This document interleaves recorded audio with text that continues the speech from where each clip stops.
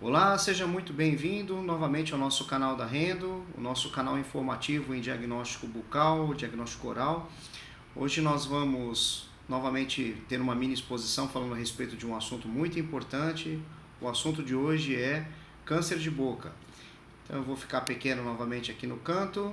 Nós vamos acionar então o nosso display para começarmos então a nossa exposição. Então, tema de hoje, câncer bucal. O que eu preciso saber sobre câncer bucal? Então, aqui nós temos um exemplo clássico do que nós geralmente encontramos quando vemos um câncer bucal na clínica. Então, nós temos aqui um paciente do gênero masculino, de meia idade. Nós observamos aqui nesse paciente também uma higienização bucal muito ruim, a presença de biofilme, de cálculo. E vemos aqui na região da transição entre assoalho e região de ventre lingual a presença de uma lesão neoplásica, uma lesão tumoral. Essa lesão, geralmente, quando é diagnosticada, é porque o paciente nos procura por conta de queixa de dor ou alguma queixa relacionada com algum problema funcional, como, por exemplo, a perda da mobilidade da língua. Geralmente esses diagnósticos são diagnósticos tardios e isso contribui, infelizmente, para um prognóstico ruim com relação a essas lesões e esses pacientes. Bom, o que nós observamos microscopicamente nessas lesões? Então nós podemos observar cordões ou ilhas de células epiteliais, como nós estamos vendo nesse caso, mostrando muitas vezes um padrão de diferenciação ceratótica, a presença de pérolas de ceratina.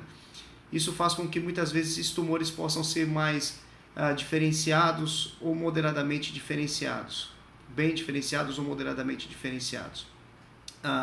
Também nós podemos ser infiltrado inflamatório e a presença de figuras de mitose, de atipia, isso pode ser também encontrado nessas lâminas. Aqui nós temos um outro exemplo de um carcinoma moderadamente diferenciado, lembrando que 95% dos cânceres de boca são carcinomas desse tipo, carcinomas de células escamosas. Novamente a gente consegue perceber a presença de ceratoses e formação de pérolas de ceratina nesse caso.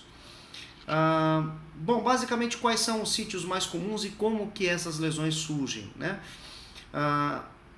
Cerca de 50% a 60% dessas lesões surgem de leucoplasias prévias. Se você quiser saber um pouquinho sobre leucoplasia, nós temos um vídeo falando especificamente sobre este assunto. Mas, via de regra, essas lesões surgem geralmente em região de assoalho, em região de borda lateral de língua, são os dois sítios mais comuns, e essas lesões elas podem ser úlcero-infiltrativas, e em algumas situações podem ser lesões também com crescimento mais vegetativo, né? Podem ser lesões mais placoides, isso vai depender muito do tipo de carcinoma que você vai observar.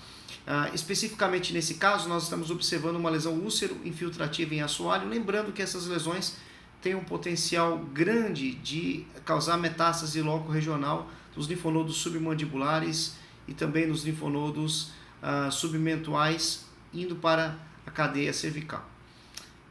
Um outro exemplo que nós temos aqui, uma lesão bastante volumosa, envolvendo borda lateral de língua, rebordo alveolar, espaço orofaríngeo. Então é uma lesão que tem uma característica importante, que é a presença de áreas centrais necróticas e também as bordas em rolete invertido. Então essa é uma característica muito importante.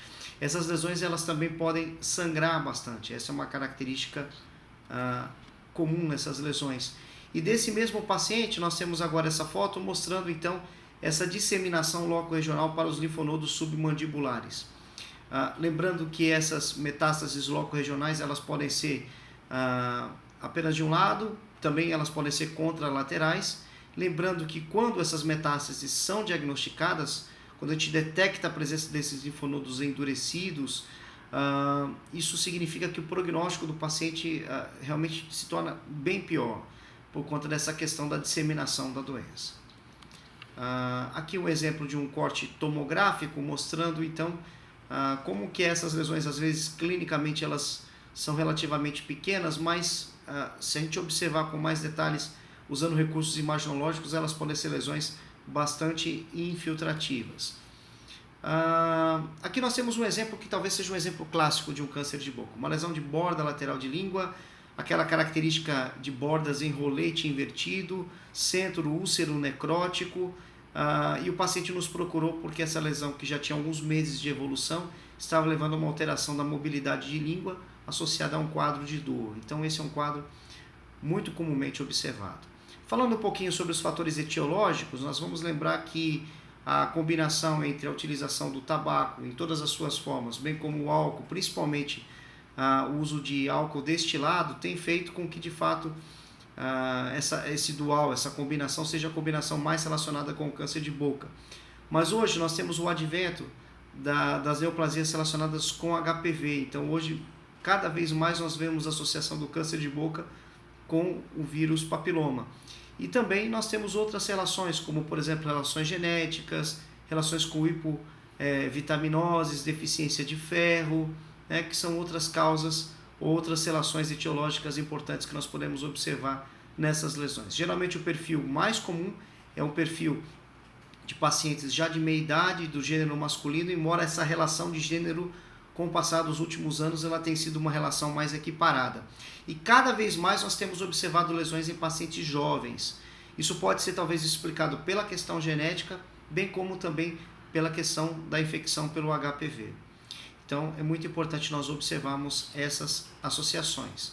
Aqui um outro exemplo de uma lesão agora em borda lateral de língua, também assoalho, com uma característica um pouquinho mais leucoplásica. Ela tem uma característica granular, mas também um pouco mais leucoplásica. A gente pode observar isso nessas lesões.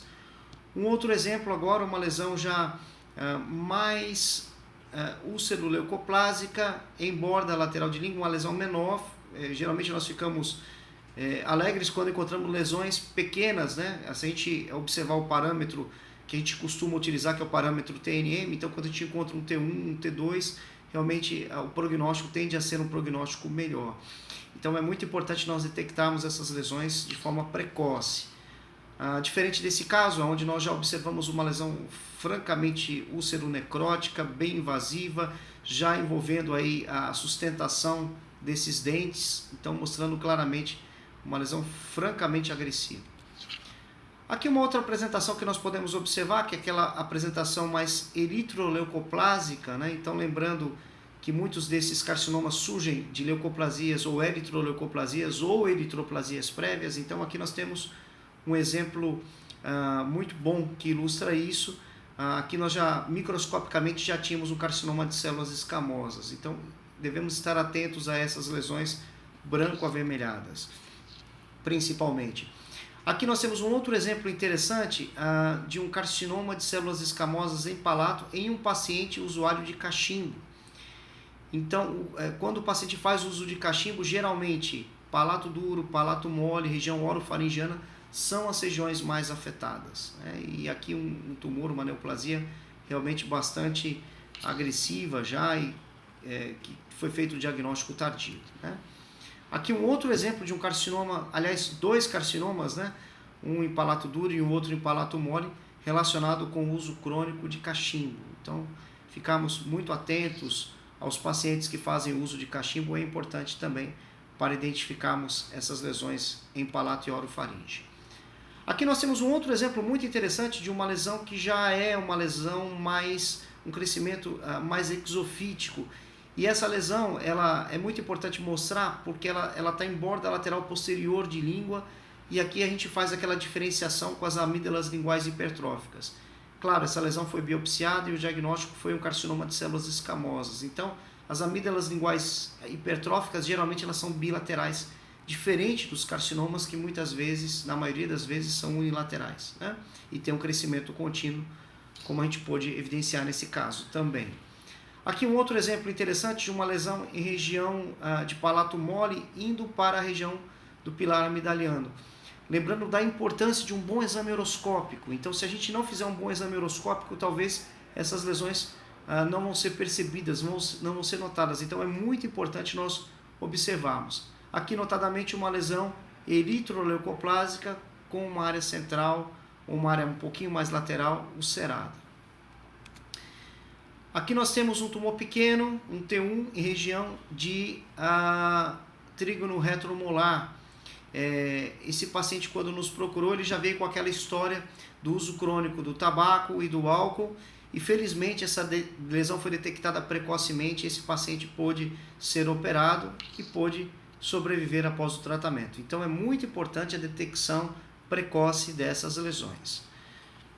Aqui nós temos já uma lesão que tem um crescimento mais endofítico, também é no carcinoma de células escamosas. Curiosamente, a gente não consegue perceber a presença de ulcerações ou áreas necróticas na parte externa, mas quando a gente palpa essa lesão, a gente consegue perceber que essa lesão é um nódulo já endurecido. Então é muito importante nós observarmos também que essas lesões podem ter um crescimento mais endofítico. Isso é muito importante. Então ficar atentos, né? Às vezes fissuras, fendas, sem uma causa aparente, algum crescimento rápido, com crescimento, o paciente nota já, talvez com alguma alteração de morfologia, né? Então é importante já rapidamente biopsiar e diagnosticar essas lesões.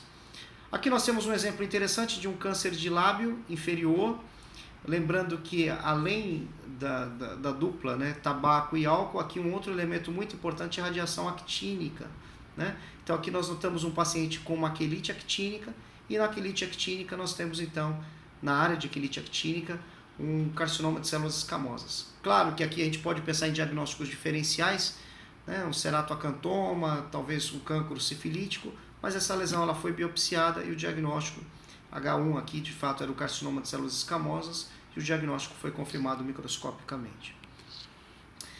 Então, lembrando de novo daquela questão da importância da palpação ganglionar. Então, muitas vezes nós vamos observar a presença de linfonodos isolados ou múltiplos, ipsi ou contralaterais.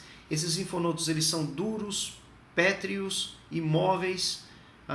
Muitas vezes eles, na grande maioria das vezes, são assintomáticos. Então, essas características apontam muitas vezes para a disseminação loco-regional das neoplasias. Então, é muito importante nós observarmos isso e é importante fazermos uma boa palpação ganglionar nesses pacientes. Como se trata o câncer de boca? Então, basicamente, o tratamento envolve a cirurgia, que é uma cirurgia com uma ampla margem de segurança, envolve também o esvaziamento cervical, submandibular, submentual, dependendo da lesão, e também do tamanho da lesão. Então aqui nós temos aquele caso que nós mostramos anteriormente, um carcinoma de língua. Foi feito aqui um procedimento chamado pelviglossectomia, onde é removida parte do assoalho e também parte da língua, e esse paciente foi submetido também ao esvaziamento ganglionar. É muito importante para se evitar aí a disseminação de qualquer doença residual. E aqui também nós temos o exemplo do câncer de lábio, novamente mostrando o paciente depois da cirurgia, né, da remoção do carcinoma com margem de segurança através de um procedimento de cunha labial. Então também é um procedimento que pode ser feito. Lembrando que esses procedimentos cirúrgicos, eles são feitos pelos cirurgiões de cabeça e pescoço, e o tratamento oncológico de suporte, que pode ser o tratamento radioterápico e quimioterápico. Muitas vezes a radioterapia ela trabalha na adjuvância à cirurgia, e a quimioterapia já é um tratamento que tem uma caracterização mais paliativa, mas também pode ser utilizado em adjuvância, são feitos por médicos oncologistas. Então é muito importante lembrar dessas questões. Como eu disse, fundamental, resumindo, lembrar que essas lesões, muitas vezes, elas estão relacionadas com tabaco e álcool, que o perfil etário hoje tem mudado e a gente consegue perceber uma relação com HPV e alterações genéticas, e também nós conseguimos perceber hoje, basicamente, que essas lesões ainda são diagnosticadas de forma tardia. Então, a importância do diagnóstico precoce. Tá bom? Então, era isso. Muito obrigado. Foi uma mini exposição. Qualquer dúvida, entre em contato conosco. Por favor, acesse o canal, dê o seu like e vamos continuar aí com as nossas exposições voltadas para a estomatologia e o diagnóstico. Obrigado.